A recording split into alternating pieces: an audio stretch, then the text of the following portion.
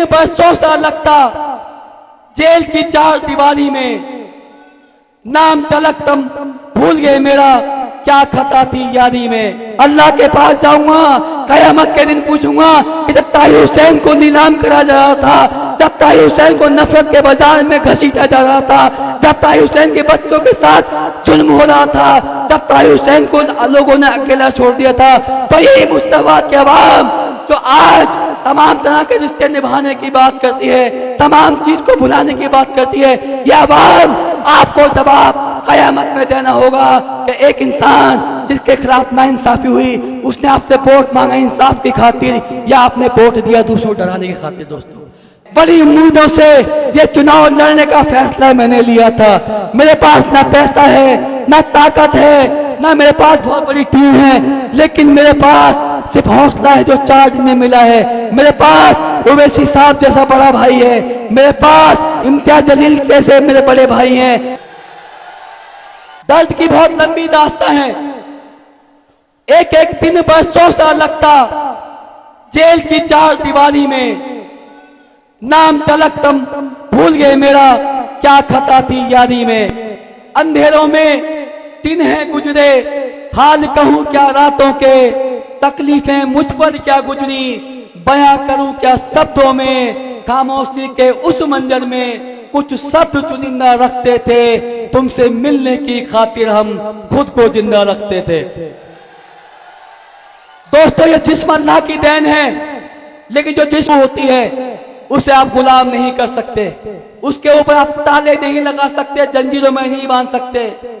जिस्म अभी बंदी है मेरा, होती रूह गुलाम नहीं, तूफान में यूं छोड़ के जाना बात तुम्हारी आम नहीं।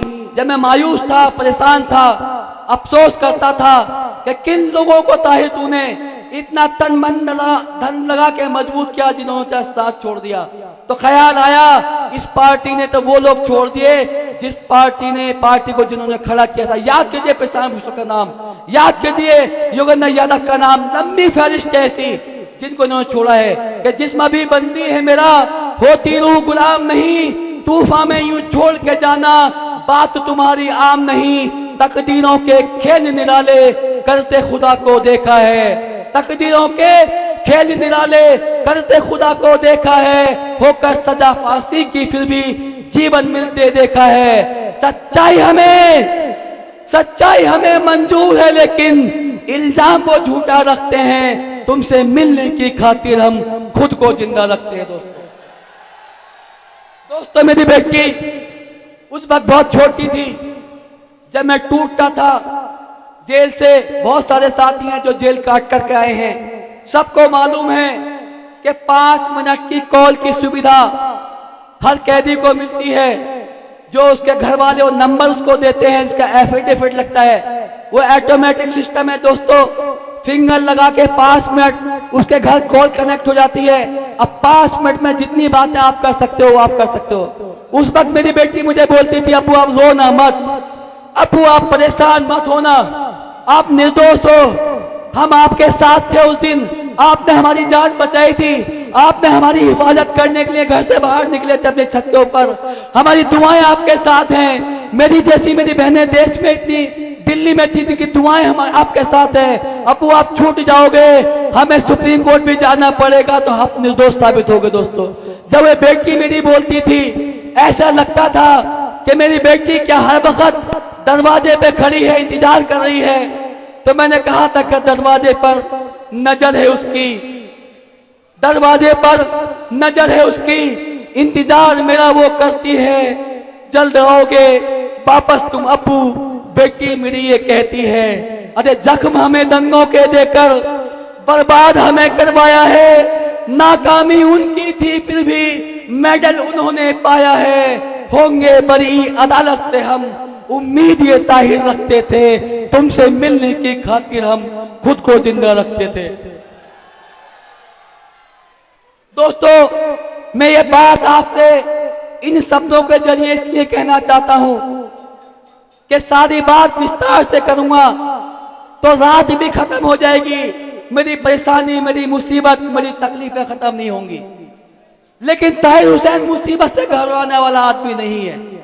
ताहिर हुसैन तकलीफों से दूर भागने वाला आदमी नहीं है। ताहिर हुसैन वो शख्स है जिसने गंगा के किनारे छोटे से गांव में जन्म लिया था। ताहिर हुसैन वो शख्स है जिसके बाप ने मजदूरी करके उसको पाल पोस के बड़ा किया था।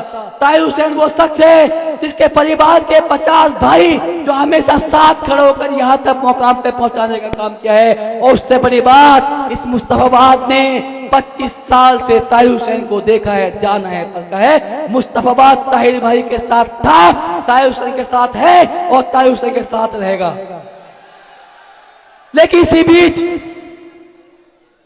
एक बड़ी मशहूर सी बात है कि लोग अपने दुख से परेशान नहीं, दूसरे के सुख से परेशान है। सुना है ना या नहीं सुना? आवाज लगा के बताओ, सुना नहीं सुना? हसद करने से कुछ नहीं होगा, क्योंकि हसदखोरों की कमी नहीं और हमदर्दों की भीड़ नहीं। मैं मानता हूं कि हमदर्द बहुत ज्यादा नहीं होते, लेकिन हसदखोर बहुत ज्यादा होते हैं। पहचानना आपको है, पहचान आपको करनी है। हसदखोरों की कमी नहीं और हमदर्दों की भीड़ नहीं। गद्दार हमें वो कहते हैं पर देते कोई दलील नहीं। काम ऐसा कुछ कर जाऊं मैं जो भारत की शान बढ़े। जान मेरी हाजिर है ये जब देश को कोई काम पड़े। तन्हाई के इस आलम में कुछ सपने सजा कर रखते हैं, तुमसे मिलने की खातिर हम खुद को जिंदा रखते हैं। दोस्तों, मेरी माँ बहनें छतों से मुझे सुन रही हैं, मुझे देख रही हैं, मुझे समझने की कोशिश कर रही हैं। जब मैं सड़क पे गलियों में जा रहा हूँ, हर कोई मुझे छूने की कोशिश करता है, लेकिन प्रोटोकॉल है कि मैं अभी तक जेल में हूँ, जेल की कस्टडी से बाहर नहीं हूँ। मैं अपने हाथ हिला के उनको सलाम पेश करता हूँ, उनकी आंखों के आंसू को अपने आंखों से देख के उनका दर्द महसूस करता हूँ और उनके मायूस चेहरे को देख के मैं अपने अंदर इस बात की फिक्र करता हूँ कि आज मेरी माँ बहनें मुझे देख के कितनी मायूस हैं। मैं कहना चाहता हूँ, जिस तरह से पुरानी बात है कि देर हो सकती है मगर अंधेर नहीं, ठीक कानून की अदालत में भी देर तो है मगर अंधेर नहीं है, अंधेर नहीं है। एक दिन वो आएगा जब मैं आपके बीच वापस आजादी के रूप में आऊंगा। जब मैं आ रहा था, मेरे नौजवान साथी एक नारा लगा रहे थे कि शेर आया, शेर आया। आपको पता है ना शेर क्या खाता है? शेर जो खाना खाता है वो घोड़ा नहीं खाता। शेर इंसान को तबाह करता है, परेशान करता है, बर्बाद करता है। घोड़ा वो चीज है कि अपनी पीठ पे बिठा के सवारी को मंजिल तक पहुंचाता है, उसकी देखभाल करता है, उसके वजन को अपने ऊपर बिठाता है। मैं 5 साल से जेल में जरूर हूँ, लेकिन मैंने घोड़े वाला खाना खाया है। मैं घोड़ा हूँ, घोड़ा। आपकी परेशानियों के वजन को अपने सर पे, पीठ पे बिठा के खत्म करने का काम करूंगा। दोस्तों, दास्तान बहुत लंबी है मेरे पास, तमाम तरह के ख्याल आते थे। वो एक साल जब कोरोना था, लॉकडाउन था, मुलाकात नहीं थी, परेशानी ही परेशानी थी। जेल के अंदर जितने भी बंदी भाई थे सब के सब परेशान थे, क्योंकि सामान भी नहीं आ पाता था, सब्जियां भी नहीं आती थी। जो भी सामान आता था लिमिटेड, उसी में सबको पूरा करना पड़ता था। जब वो दौर था, इधर जब मैं घर की तरफ देखता था, रोज अखबार में मैं सुनता था, अखबार में पढ़ता था। ऐसा कोई दिन नहीं था जिस दिन टीवी चैनल में मुझे गालियां ना दी जाती हों। ऐसा कोई दिन नहीं था जिस दिन ये बड़े बड़े पत्रकार जो प्राइम टाइम के शो चलाते हैं मुझे फांसी के झूले पर ना लटकाते हों। मैं बड़ा डरा हुआ था, बड़ा सहमा हुआ था, बड़े परेशान था। मेरे मन में आया कि ताहिर, जिंदगी शायद अल्लाह ने वहां से बचा दी, अब आगे जीने से क्या फायदा है? तेरा परिवार परेशान है, तकलीफों में है, आंसू के सूख न रही है। जितने भी लोग थे, जिन पे भरोसा था, जिन पे यकीन था, सब छोड़ के जा चुके थे। अकेला रह गया था, तन्हाई थी, अलग थलग था। मेरे दिल में आया कि मजबूर है हम इतने, मजबूर है हम इतने कि मर भी नहीं सकते, मजबूर हैं हम इतने कि मर भी नहीं सकते। इल्जाम जो है झूठे, देंगे जवाब सबके। दोनों जहां के बादशाह, जिनको हम और अपने प्यारे नबी महबूब मुस्तफा के नाम से इस मुस्तफाबाद विधानसभा को जानते हैं, उस नाम को पूरे भारत देश में बदनाम करके डाल दिया। ना कोई काम हुआ, ना कोई विकास हुआ, बस हमने हर बार इस नाम पे वोट दिया कि भैया बीजेपी को कौन हरा रहा है उसे वोट दे दो, इसके अलावा कुछ सोचा ही नहीं। आज भी कल एक साहब मेरे पास आए, चलते चलते मेरे कान में कह रहे थे, ताहिर भाई आपकी बहुत बड़ी बात है, आपकी बहुत बर्बादी भी हो गई है, आपका बहुत बड़ा नाम हो चुका है, चुनाव आप लड़ रहे हो, मेरी मानो समर्थन कर दो, कहीं ऐसा ना हो कि आपकी इज्जत खराब हो जाए। मैंने कहा मेरे पास इज्जत बची कहाँ है? अरे इज्जत भी चली गई, आजादी चली गई, बच्चों से दूर चला गया। अब मेरे पास एक विश्वास है, यकीन है, इंसाफ का जो जनता को 5 तारीख को तय करना है। मैंने गलत कहा या सही कहा बता दीजिए आप। मुझे बोला गया, एक वीडियो मुझे किसी सुनवाई, कुछ पुराने साथी थे हमारे उसमें, जिन्होंने 6 महीने पहले मुझे कहा था कि ताहिर भाई हम किसी के पार्टी के मोहताज नहीं हैं, हम नाम के मोहताज नहीं हैं, हमारा नाम इतना बड़ा है कि अपने नाम पे चुनाव जीतेंगे, चाहे जो हो जाए चुनाव लड़ना है। मैंने कहा भैया आप सोच लो, समझ लो, जनता से मशवरा कर लो, मैं तो तुम्हारे हवाले हूं, जैसो को संभाल लूंगा। मैं सीधा सा आदमी था भैया, जेल में 5 साल से हूं, ना पैसा है मेरे पास, ना लोग हैं, ना कोई बहुत ज्यादा मेरे पास दिमाग है, क्योंकि 5 साल से जब कोई तन्हाई के आलम में रहता है तो उसके पास सिर्फ और सिर्फ नेगेटिविटी होती है, कोई पॉजिटिव नहीं होती। दोस्तों उन्होंने मुझे तैयार किया, मेरे बच्चों से बात की, बच्चे तैयार हुए। जब ये फैसला ले लिया गया, इलाके की दीवारों पे ताहिर हुसैन के फोटो के साथ पोस्टर लगा दिया गया, अचानक हलचल मचती है। पता चलता है कि 2 नए प्रत्याशी यहाँ दोबारा आ जाते हैं। अब 3 महीने पहले ऐसा क्या हुआ कि 6 महीने पहले ताहिर का नाम बड़ा था, जब तक उसके साथ उवैसी का नाम नहीं जुड़ा था कुछ नहीं था वो। आज उवैसी साहब का नाम जुड़ा है, तब भले ही देश में पहचान बनी हो, बनी ना बनी बता दो भाई साहब। क्योंकि जिस दिन पहली बार अगर किसने बचाव में बात रखी, इंसाफ की बात कही, तो उस दिन एमआईएम का एक एक प्रवक्ता, एक एक व्यक्ति जो हमारे इलाके के भी हैं, दिल्ली के भी हैं, दिल्ली से बाहर के भी हैं, सब लोगों ने 2 दिन के अंदर वो मुंहतोड़ जवाब दिया बीजेपी वालों को, कांग्रेस वालों को, तो उसके बाद सबने नाम लेना बंद कर दिया। जुल्म के साए में पर तोलेगा कौन? जुल्म के साए में पर तोलेगा कौन? सोचना यह है कि लब खोलेगा कौन? अगर आज ताहिर हुसैन भी चुप बैठा तो फिर बोलेगा कौन? आपके सामने जैसा था वैसे ही आना चाहता था, लेकिन पहले मैं बिजनेसमैन था, राजनीति में मैं पैसे कमाने नहीं आया था, आप सब जानते हैं। जब मैं पार्षद था, आप जानते हैं, कोई भी बीट कांस्टेबल या कोई भी एमसीडी का बंदा पैसे नहीं मांगता था जब तक मैं था, और ना कोई कह सकता। मैंने कसम खाई थी जब 5 का चुनाव जीता था कि अगर 1 रुपया भी मैंने लिया किसी से भी वो हराम होगा। कहा था 3 साल में आपके बीच में रहा, 2 साल जेल में रहा, बहुत परेशानी थी, खाने के लाले थे। मेरे बच्चों से बात हुई, इनसे कुछ लोगों ने संपर्क करा जो उस महकमे के इंस्पेक्टर थे कि भैया हम कुछ मदद कर दें। बच्चों ने मुझे कहा अप्पू ऐसे ऐसे वो लोग आए थे। मैंने कहा बेटा मैं तुम्हें इस परिस्थिति में ना मना करूंगा ना हाँ करूंगा, लेकिन मैंने कसम खाई थी बस इतना बताऊंगा। मेरे बच्चों से 2 दिन बाद जब मैंने पूछा क्या फैसला लिया, मेरे बच्चों ने, मेरे बेटे ने कहा अप्पू जो नाम तुमने कमाया है, जो कसम तुमने खाई थी, हम तुम्हारा खून है, हम तुम्हारे खून की लाज रखेंगे, मरते दम तक हम भी तुम्हारे नक्शे कदम पे चलेंगे। उस वक्त हालात बहुत खराब थे भैया, मगर मैंने ना हिम्मत हारी ना हौसला तोड़ा।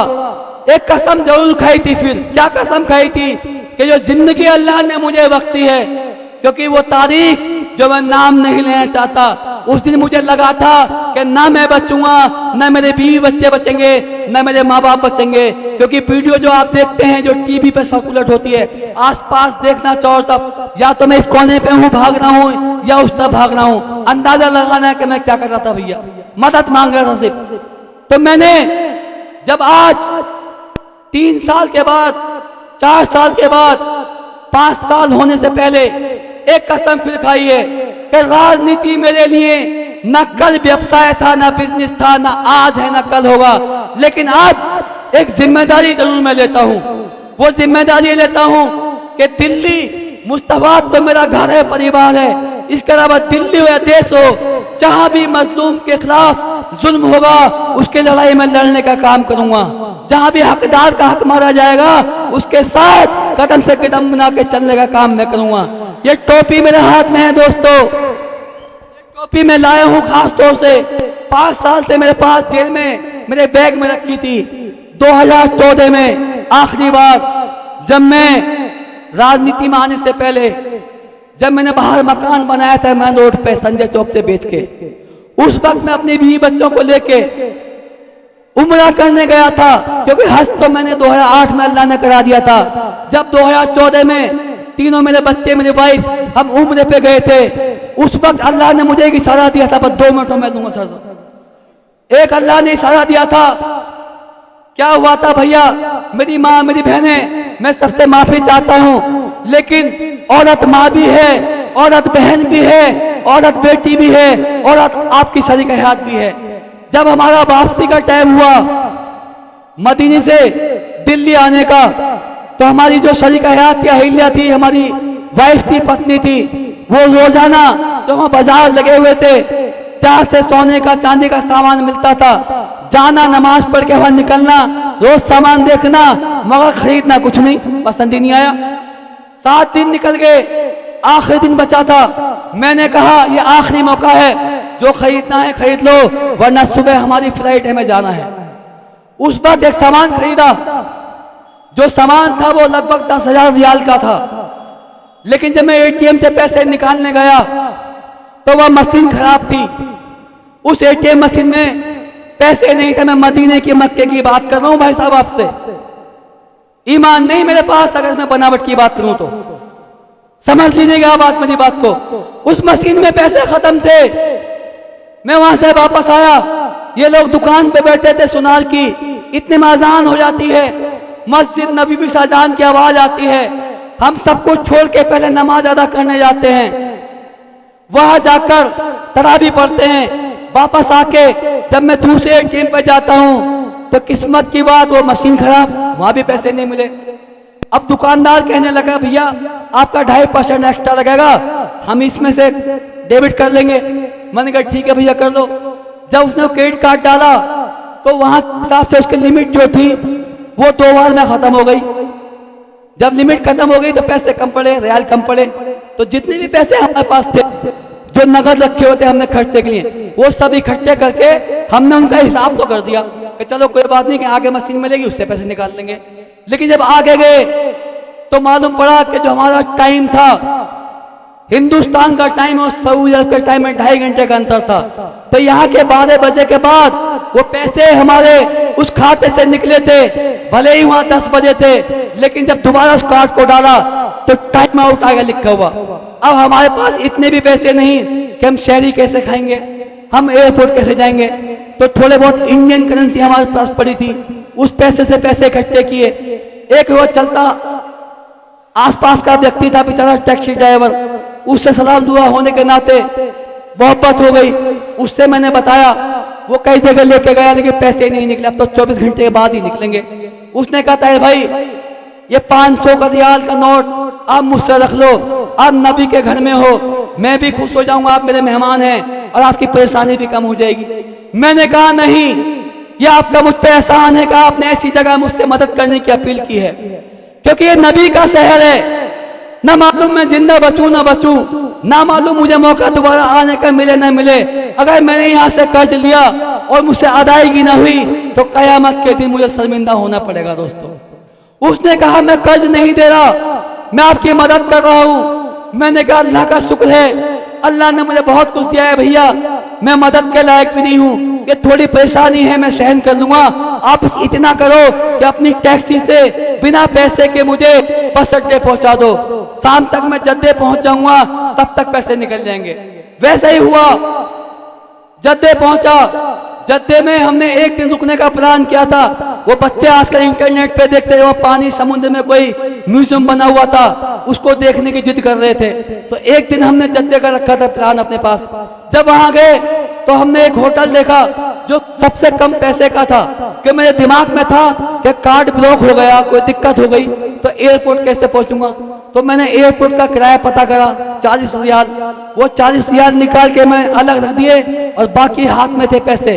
तो मेरे पास 175 रियाल थे। 150 रियाल में या 160 में एक होटल बुक करा जहां से सामान रखा था। सिर्फ सामान रखने के बाद मैं बच्चों को लेके पैदल पैदल चल दिया समुद्र के किनारे, ये कहता हुआ कि बस थोड़ी दूर है, अभी हम पहुंच जाएंगे, मंजिल पर चलते रहो। मेरे बच्चे बार बार कहते, 3 मेरे बच्चे, एक डैडी कहता है, एक अब्बू कहता है, एक पापा कहता है, तीनों अलग अलग नाम से बुलाते हैं। एक कहने लगा अब्बू कितनी दूर है, और चल गए, चलते चलते थक गए हम तो। मैंने कहा बेटा रुको, बस पहुंचने वाले। अफ्तार का टाइम हुआ, वहां तमाम मैदान में अफ्तारी के लिए लोग बैठे हुए थे, लेकिन हमारी इतनी हिम्मत नहीं हुई, खुददारी भी थी, अनजान शहर था, देश था, कि हम किसी के दस्तरखान पे बैठ जाएं। उधर सब फैमिली वाले लोग थे, मेरे साथ भी फैमिली थी। वो दिन मुझे याद है, सिर्फ 5 रियाल मेरे पास थे। उस 5 रियाल में मुझे पानी भी खरीदना था, कुछ खाने के लिए, रोजा खोलने के लिए खजूर भी खरीदनी थी, वहां सामान भी महंगा मिलता था। बहरहाल एक छोटी वाली बोतल मैंने खरीदी। उस दिन मैंने देखा अपने परिवार की ताकत, कि अगर मैं पानी का मैंने एक घूंट लिया तो मेरी बेटी कहती अब और ले लो, बेटा कहता अब और ले लो। उस एक घूंट से रोजा खोला, खुदा का शुक्र था, 2.5 घंटे हमने निकाल दिए। एक जगह मिली, टाइम आया, पैसे निकल गए एटीएम मशीन से, लेकिन पैसे जब निकले तो वहां मार्केट बंद हो गई। जब मार्केट बंद हो गई तो खाने को कुछ नहीं मिला।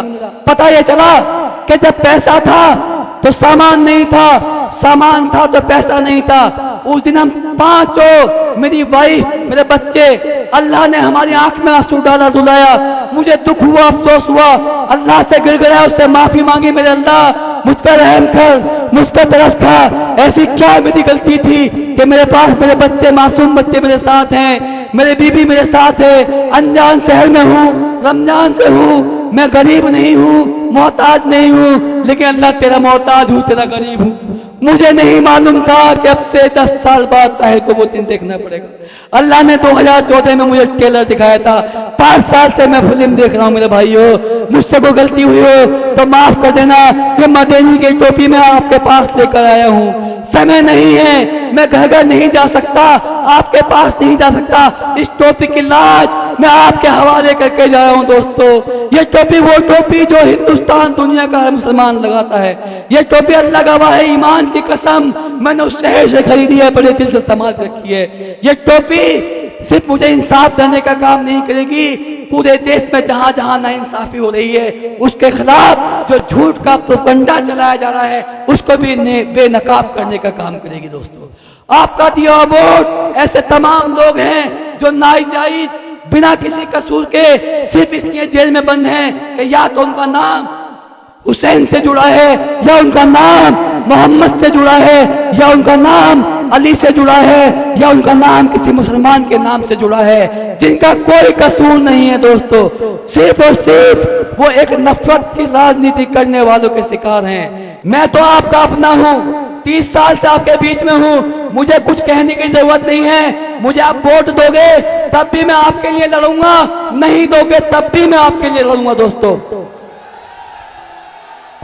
वोट आपकी है, फैसला भी आपका है, मगर इंसाफ मेरी किस्मत का है।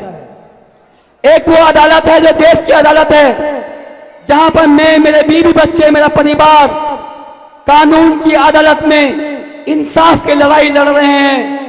एक ये जनता की अदालत है, जहां मुझे इस देश के संविधान ने, बाबा भीमराव के अंबेडकर जी के संविधान ने लोकतंत्र की एक ताकत दी है कि जनता के पास जब 5 साल में एक दिन आता है तो उसे भी इंसाफ करने का मौका मिलता है। ये जनता की अदालत, आपका वोट, मैं आपसे इंसाफ मांगने आया हूं। मैं आपसे वादे नहीं करता, क्योंकि वादे कोई पूरे नहीं करता। मैंने काम करके दिखाया था, मैं आगे भी काम करके दिखाऊंगा दोस्तों। हालात ये हैं कि कब्जे में है जिनके हुकूमत और जमाने वाले हैं। कब्जे में है जिनके हुकूमत और जमाने वाले हैं। ठहराते गद्दार हमें, हम जान लुटाने वाले हैं। हम हैं हमीदी कौम के वारिस, शाहिद है तारीख मेरी, जंग में हमने दी है शहादत, सर को कटाने वाले हैं। जो लोग आज हमसे ये सबूत मांग रहे हैं वफादारी का, अरे पहले खुद तो तय कर लो, पहले ये बताओ कि वफादार कौन है, फिर वक्त खुद बताएगा गद्दार कौन है। दोस्तों, चुनाव के बाद जो हुआ सबको मालूम है। मीडिया में सिर्फ मेरा नाम चला था, वो नाम था आम आदमी पार्टी का पार्षद ताहिर हुसैन। जैसे ही मेरे नाम मीडिया में चला, सबसे पहले वही मेरे साथी जिनके लिए मैंने 5 साल इस मुस्तफाबाद में काम किया, उनकी पार्टी को मजबूत किया, उनके निशान को घर घर तक पहुंचाया और मुस्तफाबाद में सबसे पहली जीत भी उनकी झोली में डाली थी आप लोगों ने। दोस्तों, वो साथी जो मुझे अपना भाई कहते थे, वो साथी जो मुझे अपना साथी कहते थे, जब मेरा समय खराब हुआ, मेरा वक्त खराब आया, तो सबसे पहले उन्होंने ये कहा था कि ताहिर हुसैन को गिरफ्तार करो, जेल में डालो और डबल सजा दो। क्या ये बात सही थी? क्या जांच तक रुकना चाहिए था? आज भी जांच चल रही है, आज भी मैं निर्दोष हूं, आरोपी हूं, और यही कानून का अधिकार है कि मैं जनता की अदालत में इंसाफ मांगने आपके पास आया हूं। बहरहाल ये सब आपको देखना है कि जब लॉकडाउन था, कोरोना था, बहुत सारे लोग जो दुनिया से चले गए, बहुत सारे लोग, हजारों नौजवान जो जेल में बंद किए गए, लेकिन ये ताहिर हुसैन सबके लिए फिक्र करता था, सबके लिए दुआ करता था और खुदा का शुक्र भी अदा करता था कि जहां इतना बड़ा नुकसान, इतनी जानें चली गई, ताहिर तू भले ही जेल की ऊंची ऊंची दीवारों के पीछे है, भले ही तू मोटी मोटी सलाखों के पीछे है, भले ही तेरे बच्चे तुझसे दूर हैं, भले ही तूने अपनी बीवी का चेहरा नहीं देखा, भले ही तूने अपने बूढ़े माँ बाप को नहीं देखा, भले ही तेरे नौजवान जो मुस्तफाद के बाद से तुझसे दूर हैं, लेकिन दिल्ली और देश के अंदर हजारों करोड़ों वो लोग थे जो ईमान वाले थे, ला इलाहा इल्लल्लाह वाले थे, जिन्होंने दुआएं दी इस मुस्तफाबाद के लिए मुझे, और आपके सामने आज जिन्ना सलामत आपके सामने हूं। दोस्तों,